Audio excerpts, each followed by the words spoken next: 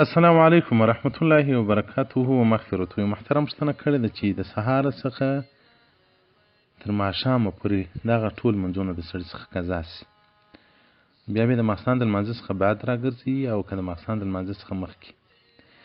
او محترمه د قضایي لمانځه راګرځول که چیرې دی صاحب الترتیبه وي، فقهای کرام وایي که د سړي څخه شپږ لمونځونه قضا سول په یوه پله، بیا نو ترتیب نه غواړي، هر وخت چې راګرځولی سي.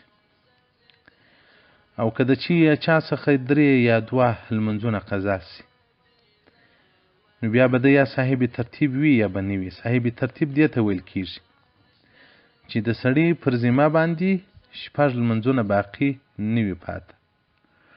اوس مثلا یو سړی دی ویل ما څخه په ځواني کې شپږ لمونځونه یا اوه لمونځونه یا اته لمونځونه قضا سوي دي، او نو اوس یو لمونځ د سهار ورڅخه قضا سو، نو دی صاحب الترتیب نه دی. دغه د سهار لمونځ چې هر وخت راګرځي، که د ماپښین د لمانځه مخکې راګرځي که وروسته راګرځي، پروا نه لري.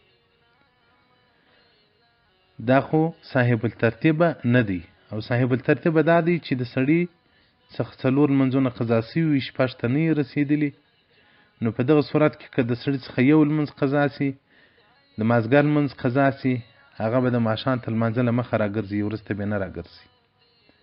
او دغه رنګه که د سهار و د ماپښین و د مازدیګر و د ماښام لمونځونه قضا سي، هغه به بیا د ماښام تر لمانځه نه مخه راګرځي، وروسته به نه راګرځي. نو د دغه محترمو څخه چې دغه څلور لمونځونه نن قضا سوي دي، دا دې په خپل ځان کې فکر وکړي چې زه صاحب الترتیب یم که نه یم. که صاحب الترتیبه وو نو د ماښام تر لمانځه له مخه دې راوګرځي، که صاحب الترتیبه نه وو نو که مخته راګرځي که وروسته راګرځي، مشکل نه لري. رد المحتار جلد اول صفحه 538